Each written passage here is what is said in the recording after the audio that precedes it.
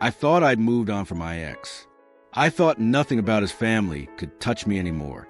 But then one night, his brother looked at me in a way no one ever had before. And what happened after, it's something I swore I'd never tell. Not to my friends, not even to him. But I can't forget it. And maybe telling you is the only way I can finally breathe. When you date someone, you don't just date them. You date their whole world. Their friends, their habits, their family. And when it ends, you expect all of that to end too. At least, that's what I told myself after my breakup with Daniel. We'd been together for 2 years, and breaking off felt like cutting out a piece of myself. The calls stopped. The photos came down from my wall. The playlist got deleted. But there was one thing I couldn't quite erase. His brother, Adam. Adam was around all the time back when Daniel and I were together. At dinners, at birthdays, even random evenings where he'd wander into Daniel's room while we were watching movies. He wasn't like Daniel. Where Daniel was loud, charming, always the center of attention, Adam was quiet, observant, a little older, like he'd already seen enough of life to not need the spotlight. He had this steady way about him, like he was always calculating the room. I never thought much of it at the time. He was just my boyfriend's brother, someone on the periphery. After the breakup, I figured I'd never see him again. Why would I? Adam belonged to Daniel's world, and I was trying desperately to step out of it. But life doesn't always follow your clean exits. Months later, I ran into him at a cafe. I almost pretended not to see him, but his eyes caught mine before I could duck away. "Hey," he said, like it had only been a week since we'd last seen each other. "It's been a while." I nodded awkwardly. "Yeah, a long while." That should have been it. 2 polite words, then a goodbye. But he didn't move. He asked how I'd been, what I was doing now, and I found myself answering. It was strange. Talking to someone who had known me in such an intimate context, but wasn't directly tied to the pain of the breakup. With Adam, it felt safer. We ended up sitting down together, and before I knew it, an hour had gone by. He asked about my new job. I asked about his grad school program, and somewhere between coffee refills, I felt something stir. Something I didn't want to acknowledge. It wasn't attraction. At least, I told myself it wasn't. It was just recognition. He saw me, and maybe, after months of trying to move on, that was enough to feel dangerous. From that day on, Adam started appearing more often. Sometimes I'd catch him passing by my workplace. Sometimes he'd text me about a random article he thought I'd like. At first, I assumed he was just being friendly. Maybe even trying to keep a neutral peace for Daniel's sake. But there was something in the way he'd pause before saying goodbye, or how his eyes lingered a fraction too long. And I'd be lying if I said I didn't notice. I hated myself for it. Every time my phone buzzed with his name, my chest tightened with guilt. This was Daniel's brother. The boundary was written in permanent ink. But there's a difference between knowing a line exists and promising yourself you'll never look at it. One night, he asked if I wanted to come by their house. Daniel wasn't there anymore. He'd moved out months ago, but Adam still lived with their parents. I hesitated, telling myself it would be too weird. But he laughed lightly, like he could sense my hesitation. "It's not about him," he said softly. "Just come over. We can catch up, that's all." That's all echoed in my head long after the call ended. I told myself it really was nothing. Just coffee. Just conversation. Just 2 people who used to share a piece of the same world. But when I walked into that house again, I felt my heart stumble. The walls were the same. The living room furniture hadn't moved. And I swear I could still hear Daniel's laughter faintly in the air. Adam noticed. "You okay?" he asked quietly. I nodded too quickly. "Yeah, just memories." He didn't push. Instead, he guided me toward the kitchen, where he poured us each a drink. We talked like we always did. Easy measured, like no time had passed at all. And yet, beneath it, there was something humming. Something I couldn't quite name. The way he leaned across the table. The way his hand brushed mine when he passed me the glass. The way silence settled not as awkwardness, but as tension. That's when I realized the story wasn't over. Something was about to shift, and I wasn't ready for it. I told myself it was innocent. That sitting in Adam's kitchen with a glass of wine wasn't betrayal. That laughing at his dry humor wasn't dangerous. But denial only lasts so long. The truth had been hovering in the room since the moment I walked in. This was different. He was different. We talk about safe things at first, his classes, my work, even a show we both used to watch with Daniel. But every now and then, a silence fell between us. Not the kind that begged to be filled, but the kind that pressed heavy against my chest. His gaze would linger, and I'd force myself to look away, pretending to be distracted by my glass. When he reached across the table to refill my drink, his fingers brushed against mine. It was quick, meaningless in a way two hands can accidentally touch. But it wasn't meaningless to me. My skin buzzed like he'd sparked something alive. I pulled back a little too quickly, knocking my glass slightly. Wine sloshed onto the table. "Sorry," I muttered, grabbing a napkin. He caught my wrist gently, steadying me before I could clean up. "Hey, relax. It's fine." The warmth of his hand spread through me, and I froze. For a heartbeat too long, neither of us moved. Then he let go, and I realized I'd been holding my breath. I should have left then. I should have said goodnight, walked out the door, and never let the moment stretch into anything more. But I didn't.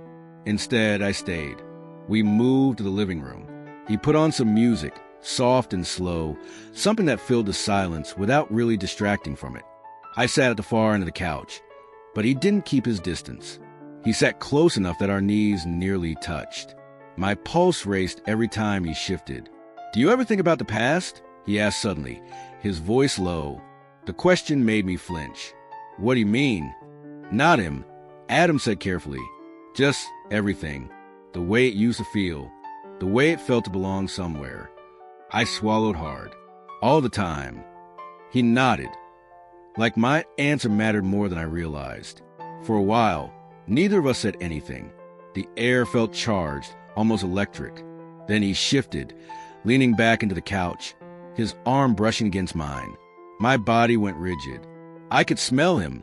Clean soap, faint cologne, something familiar but entirely his. "You're nervous," he murmured. "I'm not." I lied, though my voice betrayed me. "You are." He turned his head, and suddenly we were face to face. His eyes searched mine, not demanding, but asking. Always asking. I should have shut it down. But instead, I whispered, "This is wrong." His jaw tightened. "I know." The honesty in his tone shattered something inside me. He wasn't pretending. He wasn't playing a game. He knew, just as much as I did, that this was a line we shouldn't cross. And still his hand found mine, slow, deliberate, giving me every chance to pull away. I didn't. Our fingers intertwined, and the room seemed to tilt. My chest ached with the weight of it. Guilt, longing, fear, all tangled together. Before either of us could say another word, footsteps creaked upstairs. My whole body snapped upright. His parents. I'd forgotten they were even home. Adam dropped my hand instantly, his face unreadable. We sat there motionless, as the sound of moving upstairs faded into silence again. My heart was pounding so hard I was sure he could hear it. "See," I whispered harshly. This is insane. What are we even doing?" He looked at me steadily. "I don't know, but it doesn't feel fake." I wanted to argue. I wanted to tell him it was fake. It was nothing, it meant nothing. But my throat refused to form the words. Because deep down, I knew he was right. The night stretched on, heavier with every second. Neither of us dared to make another move, but the tension only grew. The unspoken truth sat between us like a living thing. We wanted this. We shouldn't, but we did. When I finally stood to leave, his hand brushed my arm as he walked me to the door. It was the smallest touch, but it made me shiver. "Good night," he said softly. "Good night," I echoed, though it didn't feel like goodbye. Outside, the cold air hit my face, but did nothing to cool the fire burning inside me. I walked away quickly, my mind a storm of shame and thrill. I kept replaying the moment when our hands touched, the weight of his gaze, the quiet honesty in his voice. And underneath it all, a fear pulsed. What if someone found out? What if Daniel knew? What if I was walking into something I couldn't undo? But another voice, quieter yet stronger, whispered back, what if this is real? I told myself I wouldn't go back. That one night in Adam's kitchen was enough of a mistake. But mistakes have a way of echoing, pulling you back, and no matter how much you resist. It was raining when I showed up at his house again. I hadn't planned it. I told myself I was just passing through, just stopping by. But when he opened the door, his eyes told me he'd been waiting. You shouldn't be here, he said. I know. Neither of us moved. The rain pounded behind me, steady and relentless, like it was daring me to stay. He stepped aside. I walked in. The house was quiet. His parents gone, the air still. Too still. We both felt it. I took a seat at the edge of the couch, every nerve on fire. He sat opposite me, leaning forward, elbows on his knees. His gaze didn't waver. Why did you come? He asked. I shook my head. I don't know. You do. I swallowed hard, because I can't stop thinking about it. About you. The confession slipped out before I could stop it. His face softened, just slightly, like he'd been holding his breath for weeks and could finally exhale. He stood and crossed the room. My heart slammed against my ribs. He sat down next to me, too close, far too close. This is wrong, I whispered. I know. His voice was low, steady, but it doesn't feel wrong when I'm with you. His hand reached for mine, slow, deliberate. Our fingers touched, then laced together. The contact was quiet thunder in my veins. Silence stretched between us, thick and fragile. Then he leaned in. Adam, I started. Tell me to stop, he murmured, so close I could feel his breath. I couldn't. My mouth refused to form the word. And then he kissed me. It wasn't a rush, not at first. It was slow, hesitant, a question more than a demand. My entire body tensed, then melted, heat rising everywhere. His lips were soft, careful, but underneath was something fierce, something that wanted to break free. When I kissed him back, I felt it, the inevitability. This was the moment we couldn't undo. But even in that fire, guilt roared. I pulled back, breathless. We can't. His eyes searched mine, dark and heavy. Then why are you here? I had no answer. The room was silent except for the rain. He leaned his forehead against mine, and for a moment, the world shrank to just us, his breathing, his touch, the unbearable closeness. I don't want to hurt you, he said. You already have, I whispered. He flinched like I'd struck him. I hadn't meant it cruelly, but it was true.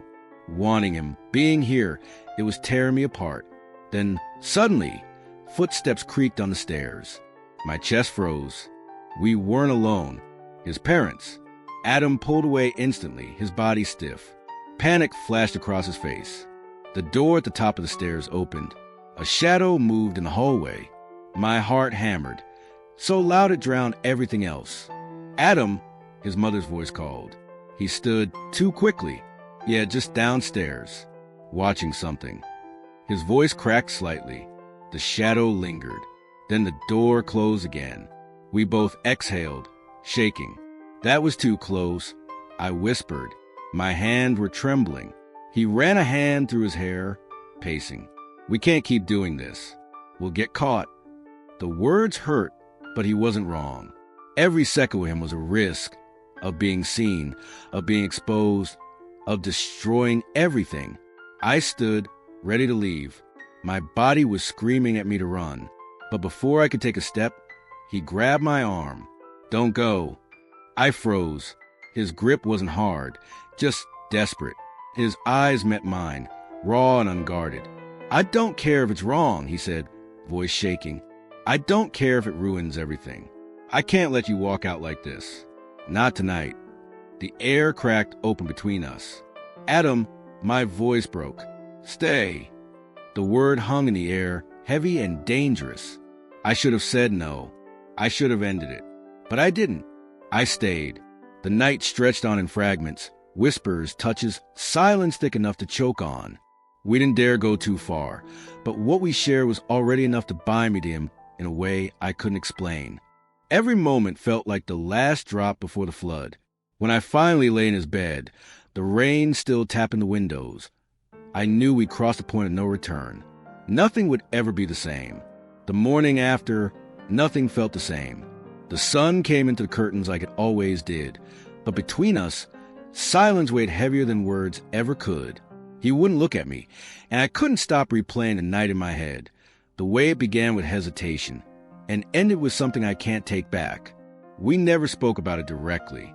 Days passed, and life carried us forward, but the secret sat between us like a shadow no one else could see.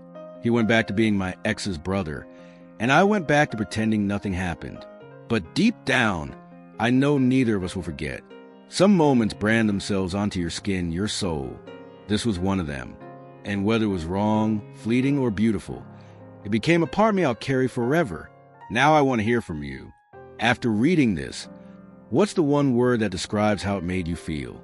Was it confused, seen, heartbroken, exposed, or maybe something else entirely? Drop that single word in the comments below. And if you've ever lived through a moment that blurred the lines between right and wrong, between love and regret, I invite you to share your story too. You never know who might need to hear it.